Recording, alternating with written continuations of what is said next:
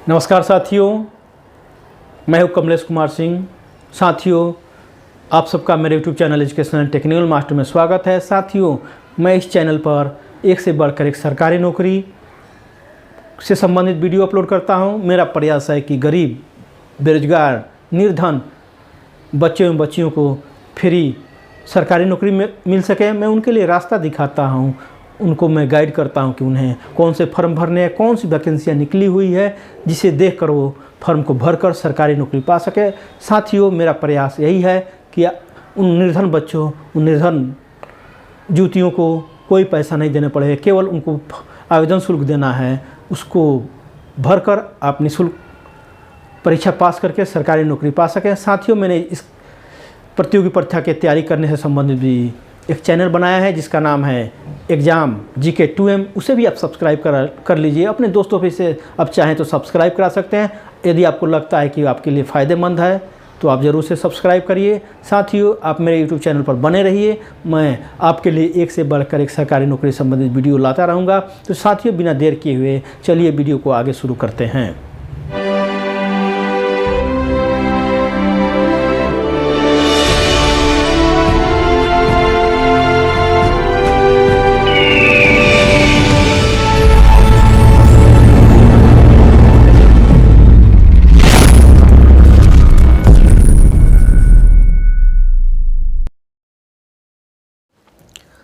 साथियों, चलिए एक महत्वपूर्ण सरकारी नौकरी के बारे में जानकारी प्राप्त कर लेते हैं जो स्टाफ सिलेक्शन कमीशन अर्थात कर्मचारी चयन आयोग के द्वारा निकला हुआ है। यह वीडियो लंबी हो गई क्योंकि अब वैकेंसी 67 पेजों में निकला हुआ है। तो मैं आपसे आग्रह करूंगा कि आप धैर्य बनाकर इस वीडियो को शुरू से अंत तक देखिएगा। वीडियो को बीच में छोड़कर मत जाइएगा ताकि आपको पूरी जानकारी इस वीडियो में मिल सके। आप छोड़कर चले जाएंगे तो पूरी जानकारी नहीं मिलेगी। मैं आगे बताऊंगा कि कैसे एग्ज़ाम का पैटर्न क्या रहेगा, तो आप इस वीडियो में शुरू से अंत तक जरूर बने रहिएगा। तो चलिए शुरू करते हैं। ये देखिए, यहाँ पर वैकेंसी निकली हुई है, स्टाफ सिलेक्शन कमीशन का लोगो है और यहाँ पर भी लिखा हुआ है। देखिए, भारत सरकार कार्मिक लोक शिकायत पेंशन मंत्रालय कार्मिक एवं प्रशिक्षण विभाग कर्मचारी चयन आयोग, ये पूरा एड्रेस है। देखिए यहाँ पर ब्लॉक संख्या 12 केंद्रीय कार्यालय परिषद लोधी रोड नई दिल्ली 11003। ये एड्रेस है स्टाफ सिलेक्शन कमीशन का, मेन हेडक्वार्टर का, मेन ब्रांच का, मेन कहिए दिल्ली में जो है। ऐसे हर स्टेट में 9 इसके अलग अलग जोनल कार्यालय हैं। वहाँ पर वह आपको कंडक्ट उस एरिया का करता है, मैं जिसमें आगे मैं बताऊँगा। यहाँ पर देखिए, यहाँ पर नोटिस निकला हुआ है, multitasking non technical staff and havildar CBIC और CBN में आगे मिलेगा इसका एडवर्टीजमेंट। ये शॉर्ट फॉर्म का पता आपको लग जाएगा। यह वैकेंसी 2002 ही का है, लेकिन एग्ज़ाम 2003 में होने जा रहा है। यह वैकेंसी 2002 का है, देख लीजिए यहाँ पर, लेकिन एग्ज़ाम होगा 2003 में, आपकी नियुक्ति होगी 2003 में। आगे देख लेते हैं। Date for submission, online form भरने की शुरुआत हो गई है 18 जनवरी 2023 से, जबकि फॉर्म भरने की अंतिम तिथि रहेगी 17 फरवरी 2023 तक। Last date and time for receipt of the online form के भरने की अंतिम तिथि रहेगी वही 17 फरवरी 2023 तक रात के 11 बजे तक। आगे देख लीजिए, last date and time for making online fee भरने का आपको डेट रहेगा, लास्ट डेट रहेगा 29 फरवरी 2023 तक रात के 11 बजे तक। Last date and time for generation of offline चालान जनरेट करना चाहते हैं तो इसका रहेगा 19 फरवरी 2023 के रात के 11 बजे तक।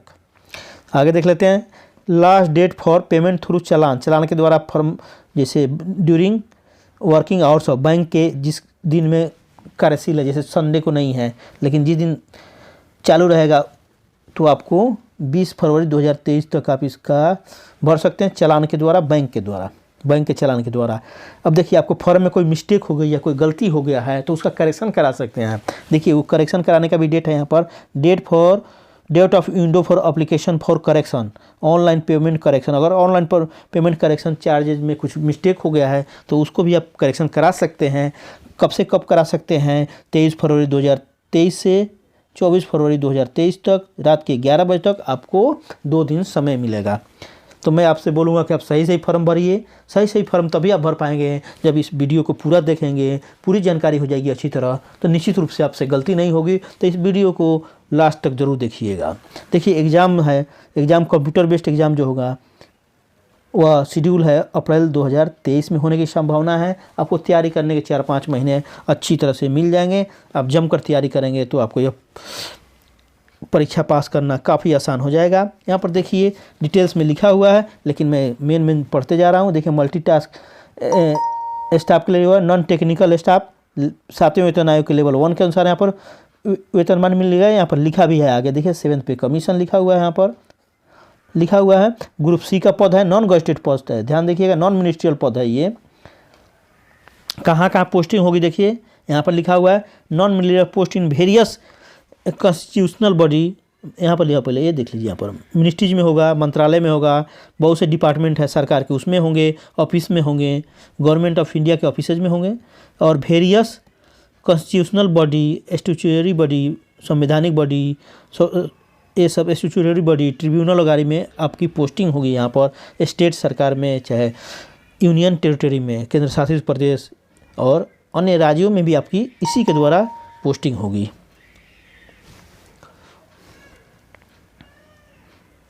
तो कंफर्म हो गया, यह नॉन गजेटेड पोस्ट है, ग्रुप सी का पद है, नॉन मिनिस्ट्रियल पद है, यहाँ पर लिखा हुआ है।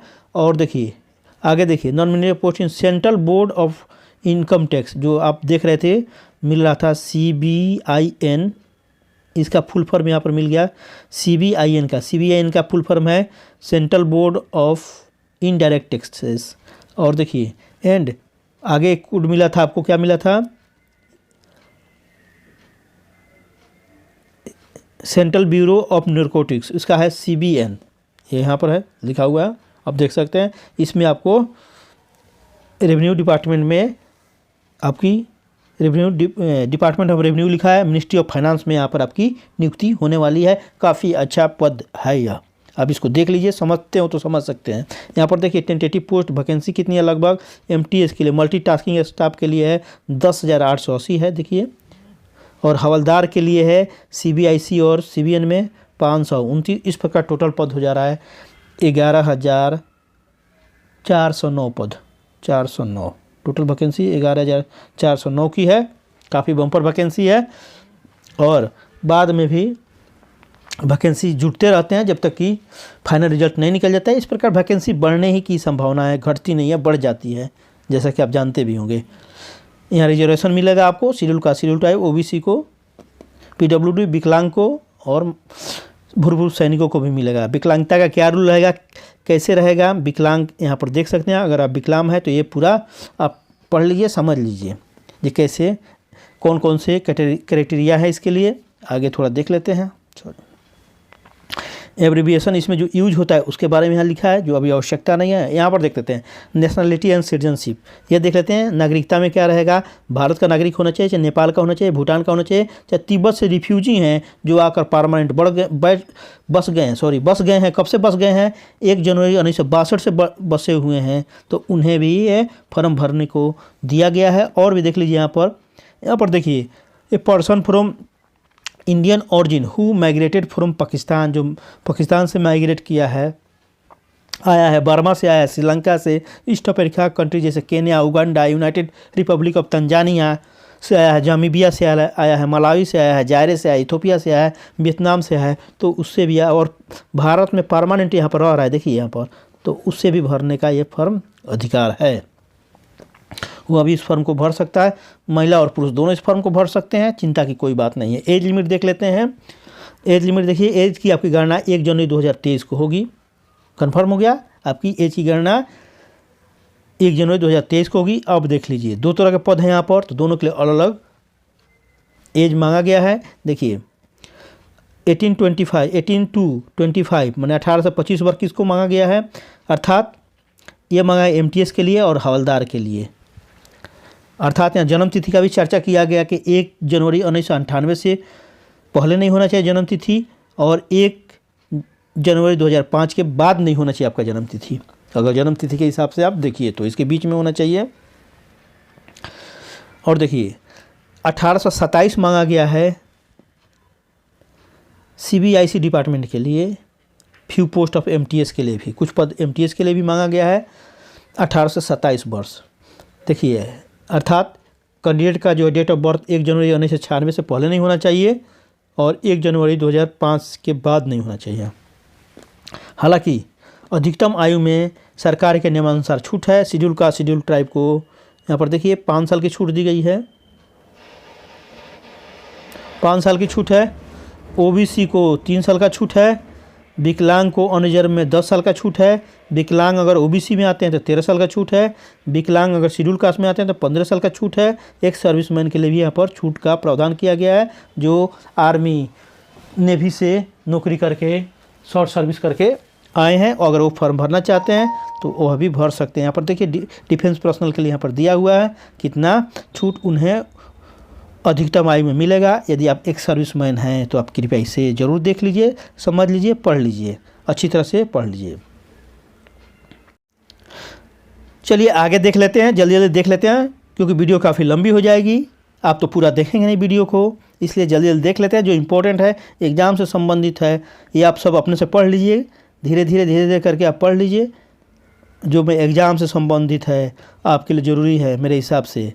एनेक्सर में आपको दिया रहेगा डिटेल्स को, एनेक्सर में किस तरह के फॉर्मेट में आपको ये सर्टिफिकेट चाहिए, ये सब दिया रहता है यहाँ पर। और एनेक्सर 1A एनेक्सर B में लिखा हुआ है, देखिए प्रोडक्शन ऑफ द सर्टिफिकेट, आपको किस तरह का सर्टिफिकेट देना है वहाँ पर दिया रहेगा आगे जो मिलेगा। और एनेक्सर 2 में आपको फ़ोटो ID कार्ड ये भरना पड़ेगा, आपको ऑनलाइन फॉर्म भरना है, उसके बारे में एनेक्सर 2 में है, आगे देखेंगे वह मिलेगा, पूरा फॉर्मेट मिलेगा यहाँ पर एसेंशियल एजुकेशनल क्वालिफिकेशन, ये इंपॉर्टेंट है, देख लेते हैं। निर्धारित शैक्षिक योग्यता क्या होना चाहिए, कब होना चाहिए, 17 फरवरी 2023 तक होना चाहिए। The candidate must have passed matriculation examination or equivalent from recognised board on or before of the cut off date, that is 17 फरवरी 2023। 17 फरवरी 2023 तक आपको 10वीं कक्षा पास होना चाहिए।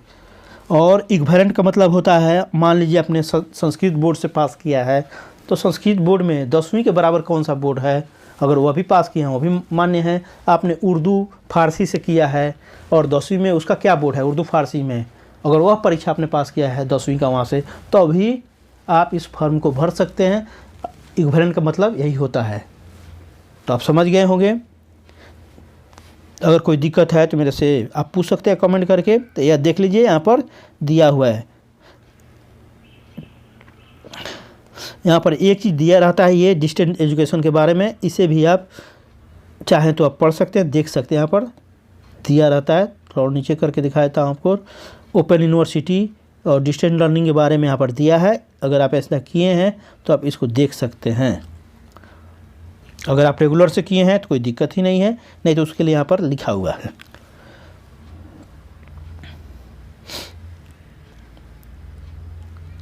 तो 10वीं पास ही मांगा गया है, ग्रेजुएशन और डिप्लोमा की आवश्यकता नहीं है, मात्र अगर आप 10वीं पास हैं तो इस फॉर्म को भर सकते हैं। हाउ टू अप्लाई करने के लिए यहाँ पर देखिए वेबसाइट का पता है https://ssc.nic.in। इस पर जाकर आपको एनेक्सर भरना है, कौन कौन 3 और एनेक्सर 4 भरना है, और 3A और 4A भी भरना है। आपको यहाँ पर कितने साइज़ का फ़ोटो चाहिए यहाँ पर दिया हुआ है। फ़ोटो JPG फॉर्मेट में होना चाहिए, 20 KB से 50 KB का होना चाहिए। यहाँ पर साइज़ दिया हुआ है, देखिए 3.5 cm चौड़ाई होना चाहिए और 4.5 cm हाइट होना चाहिए। फ़ोटो का साइज़ दिया है, फ़ोटो आपको अपलोड करना पड़ेगा। फ़ोटो साफ़ सुथरा होना चाहिए, बिना टोपी पहने होना चाहिए, बिना चश्मा पहने होना चाहिए। इस तरह के फ़ोटोग्राफ यहाँ पर क्लियर होना चाहिए जिसमें आपका चेहरा दिखता हो। लास्ट डेट रहेगा 17 फरवरी 2023 को रात के 11 बजे तक, आप जान ही चुके हैं। आपको फॉर्म को यहाँ पर लिखा हुआ है, हाईलाइटेड किया हुआ है, ऑनलाइन भरना है SSC के वेबसाइट पर। तो यहाँ फ़ी के बारे में दिया है, फीस 100 रुपया देना है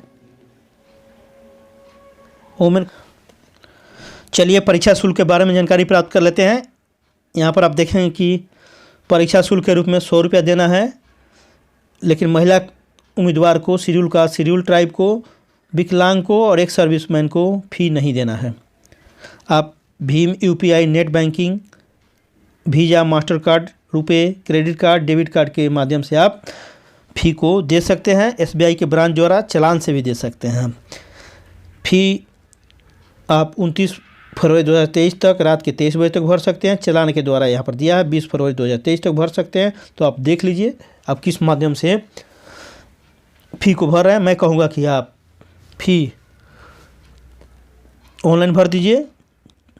विंडो फॉर द करेक्शन, आपको पहले भी बताया हूँ कि करेक्शन का भी डेट रहेगा। आपको फॉर्म में कोई मिस्टेक हो गया तो आप करेक्शन करा सकते हैं। कब करा सकते हैं? 23 फरवरी 2023 से 24 फरवरी 2023 तक करा सकते हैं। आप 2 दिनों में करा सकते हैं। इसके लिए कुछ पैसा यहाँ जमा करना रहेगा।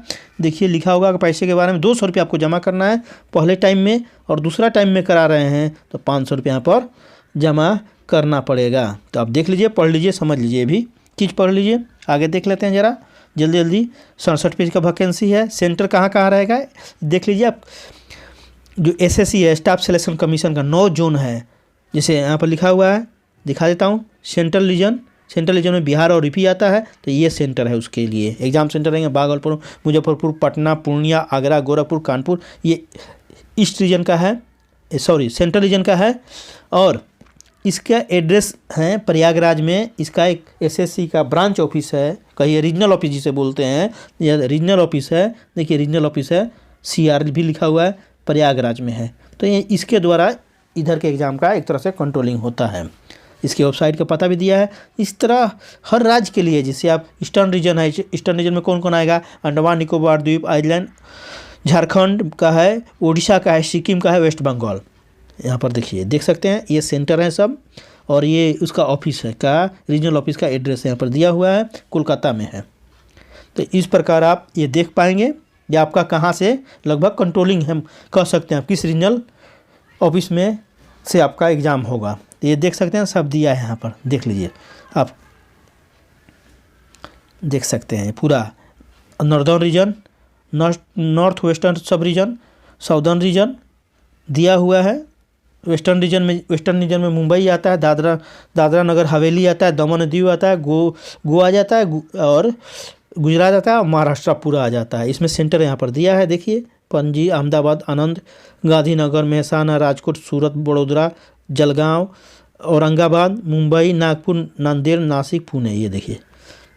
और वेस्टर्न रेलवे का रीजनल ऑफिस है चर्चगेट के पास है, जिसका महर्षि कार्वे रोड में स्थित है। तो यहाँ पर वो देख सकते हैं, उसका भी वेबसाइट का एड्रेस सभी का दिया हुआ है। तो ये 9 यहाँ पर देख पाएंगे, 9 रीजन है, 9 रीजनल ऑफिस भी इसके हैं। SSC के स्टाफ सिलेक्शन कमीशन के 9 रीजनल ऑफिस हैं, जिसके द्वारा एग्ज़ाम का संचालन किया जाता है, कंट्रोल किया जाता है। आप देख पाएंगे शेड्यूल ऑफ एग्जामिनेशन देख लेते हैं, ये मेन चीज़ है ज़रा। यहाँ पर आपको होगा कंप्यूटर बेस्ड एग्जामिनेशन होगा, फिजिकल एफिशिएंसी टेस्ट होगा, फिजिकल स्टैंडर्ड टेस्ट होगा, ओनली फॉर पोस्ट ऑफ हवलदार के लिए। हवलदार के पोस्ट के लिए क्या होगा? PST होगा और PET होगा। अब एग्ज़ाम का देख लेते हैं। The computer based exam will be conduct in Hindi, English and 13 regional language. जो एग्ज़ाम होगा CBT वह 13 भाषाओं में होगा। यहाँ पर देख लीजिए कौन कौन भाषा है। इंग्लिश के साथ साथ ये रीजनल भाषाओं में पेपर रहेगा। एग्ज़ाम का पेपर जो क्वेश्चन पेपर रहेगा, अर्थात ऑब्जेक्टिव टाइप जो क्वेश्चन रहेंगे, इतने लैंग्वेज में रहेंगे। और कंप्यूटर बेस्ड एग्जामिनेशन होगा 2 सेशन में होगा, फर्स्ट सेशन और सेकंड सेशन। दिन का 2 भाग में बटा रहता है, सुबह एक सेक्शन में होता है, एक शाम के सेशन में होता है। ठीक है, तो ये बात हो गई। अब देखिए सब्जेक्ट देख लेते हैं। सब्जेक्ट में पहले से फर्स्ट सेशन में, हालांकि कंप्यूटर बेस्ड एग्जाम में ही 2 सेशन है यहाँ पर दिया है, तो उसे देख लेते हैं। फर्स्ट सेशन में रहेगा numerical and mental mathematical ability, और सेकंड इसी में है reasoning ability and problem solving. तो ये फर्स्ट सेशन में आपका होगा 20 क्वेश्चन होगा, 60 मार्क्स का रहेगा। 20 क्वेश्चन होगा, 60 मार्क्स का रहेगा, 45 मिनट आपको समय मिलेगा। और सेशन 2 जो हो इसी में होगा, उसमें जनरल अवेयरनेस रहेगा, सामान्य सचेतता और इंग्लिश लैंग्वेज एंड कम्प्रीहेंशन रहेगा। 25 क्वेश्चन रहेगा, 75 मार्क्स का रहेगा। 25 क्वेश्चन रहेगा, 75 मार्क्स का रहेगा। यहाँ पर 45 मिनट आपको समय मिलेगा। ये ऑब्जेक्टिव टाइप के होंगे, यहाँ पर लिखा भी है computer based exam will be consist of objective type, multiple choice question रहेगा, 13 भाषाओं में पेपर रहेगा यह। तो ये देख लिया। आगे देख लेते हैं, ये सिलेबस है, देख लीजिए मैथ का सिलेबस है, numerical ability and mathematical ability का ये सिलेबस है। इस पर आगे सभी सिलेबस मिलेंगे धीरे धीरे। ये देखिए, regional ability and problem solving का सिलेबस है, जनरल अवेयरनेस का सिलेबस है, इंग्लिश लैंग्वेज एंड कम्प्रीहेंशन का सिलेबस है, ये सामने आ रहा है जो। अब देखिए, फिजिकल इफिशिएंसी टेस्ट और फिजिकल स्टैंडर्ड टेस्ट यहाँ पर दिया है। हवलदार पोस्ट के लिए किस में, CBIC में और CBN में जो नियुक्ति होगी इनकी, उसके लिए दिया है। वॉकिंग आपको करना पड़ेगा, मेल आदमी को 1600 मीटर रहेगा 15 मिनट में, जबकि महिला को 1 किलोमीटर करना रहेगा 20 मिनट में। तो यहाँ पर दिया है, अब देख सकते हैं। हाइट वगैरह के बारे में दिया है, जिसको फिजिकल स्टैंडर्ड बोलते हैं, यहाँ पर दिया है। अगर आप इस पद के लिए आवेदन कर रहे हैं तो आप इसे भी पढ़ लीजिए, समझ लीजिए ध्यान से। फीमेल का कितना हाइट होगा यहाँ पर दिया हुआ है, वेट कितना होगा यह भी दिया हुआ है। तो आप समझ सकते हैं, अगर उस पद के लिए आवेदन करना चाहते हैं, इच्छुक हैं, तो आप फिजिकल स्टैंडर्ड का ध्यान रखिए, आपका होना चाहिए। आगे देख लेते हैं जो इम्पोर्टेंट है। एक बात ध्यान रखिए कि आपको हमेशा एक वोटर ID कार्ड या कोई भी पहचान पत्र, फोटो पहचान पत्र, बल्कि पैन कार्ड, आधार कार्ड एग्ज़ाम के समय ज़रूर लेकर जाना है ओरिजिनल, अन्यथा आपको बैठने नहीं दिया जाएगा एग्ज़ाम में। तो इस बात का ज़रूर आप ध्यान रखिए। देखिए यहाँ पर लिखा हुआ है कौन कौन सा डॉक्यूमेंट लेकर, ओरिजिनल इसमें से कोई एक लेकर जाना है। आधार कार्ड होगा, चाहे आधार कार्ड हो सकता है, वोटर ID होता है, हो सकता है ड्राइविंग लाइसेंस हो सकता है, पैन कार्ड हो सकता है, पासपोर्ट हो सकता है, ID इशूड बाई यूनिवर्सिटी और कॉलेज और स्कूल के द्वारा जो ID इशू होते हैं वो भी हो सकते हैं। आप सेंट्रल गवर्नमेंट एम्प्लॉई हैं या प्राइवेट सेक्टर में काम करते हैं तो उसका भी ID हो सकता है। आप एक सर्विसमैन है तो डिस्चार्ज बुक हो सकता है आपका। Any other ID proof issued by the central and state, और कोई भी ID है जो वैलिड है, उसको आपको एग्ज़ाम के दिन एक कम से कम लेकर जाना होगा, अन्यथा आपको एग्ज़ाम में बैठने नहीं दिया जाएगा। यह ध्यान रखिए। डॉक्यूमेंट वेरिफिकेशन आपका होगा, उसके बारे में दिया है, सभी दिया है आगे एनेक्सर में, तो आप ध्यान रखिए इस बात का। आगे देख लेते हैं जो इम्पोर्टेंट है, धीरे धीरे देख लेते हैं हम, ताकि वैकेंसी बहुत लंबी है। मोड ऑफ सिलेक्शन देख लीजिए। The recruitment process of the MTS will consist session 1 session 2 का एग्जाम देना होगा MTS के लिए, जो कंप्यूटर बेस्ड होगा, यहाँ पर लिखा हुआ है।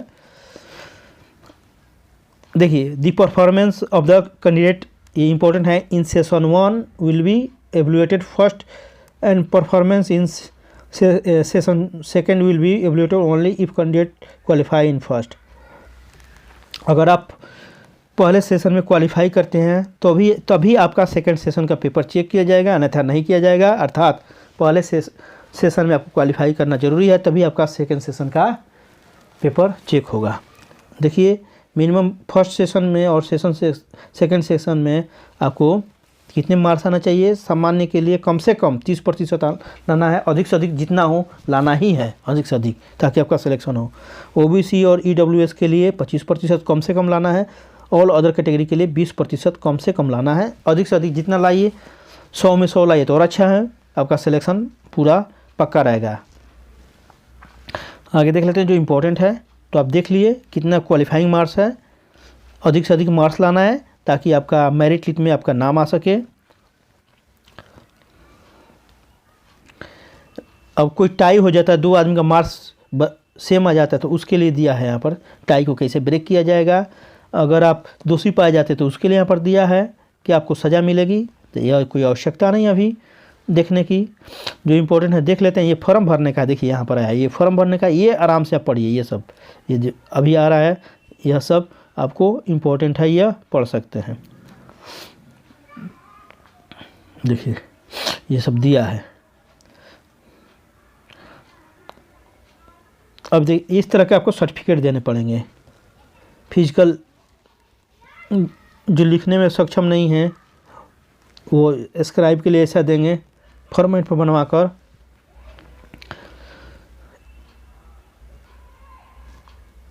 ये सब फॉर्मेट है जो बाद में आपको आवश्यकता पड़ेगी, नियुक्ति होने पर आपको इस फॉर्मेट में आपको डॉक्यूमेंट्स देने पड़ेंगे। शेड्यूल कास्ट का शेड्यूल टाइप के ये डॉक्यूमेंट्स आपको देने पड़ेंगे।